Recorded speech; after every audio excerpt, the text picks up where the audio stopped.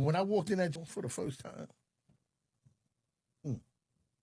you know what I smelled? I smelled butt ass. Butt ass. It was a BBL giveaway. Yeah. How long ago did you get a BBL? Like over a year. Over a year ago? Yeah. Where did you get it at? In Turkey. You paid a lot? I didn't pay.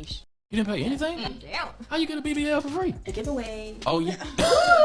You're giving away asses and shit. How long was like the recovery time? A year. Yeah. Talk about the smell. Whoa. What are we talking about? The smell?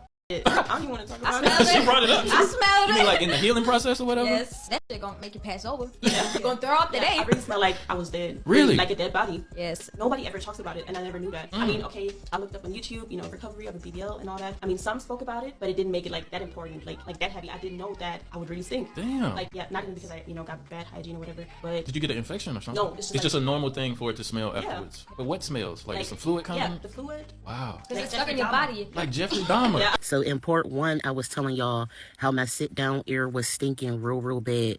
And it got to the point to where I had to carry around a bottle of air freshener or a bottle of perfume. Because when I would use public restrooms, it would stink so bad and the smell would linger.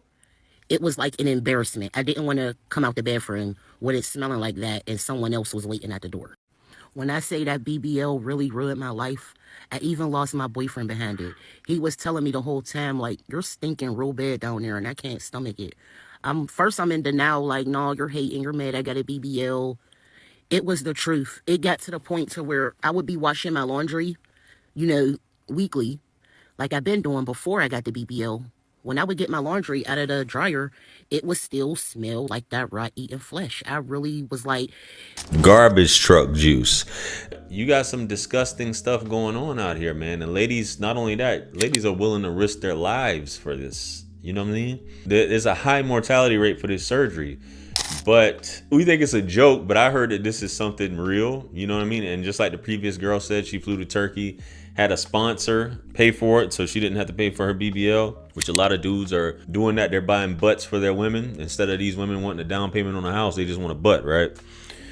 But I don't even think if it stinks that bad, if your flesh is rotten that bad, it would go through your clothes. Like, you don't have to be like, whenever I go to use the bathroom. And that has to be horrendous laying next to something like that. You know what I mean? Garbage truck juice, rotting flesh. Y'all ever had like a open wound, right? And you can smell it, like the flesh and all that, and it's just funky. Earring backs, just all types of stuff like that that you really don't want to be next to, especially something you don't want to be making love to or clapping from the back. And that's just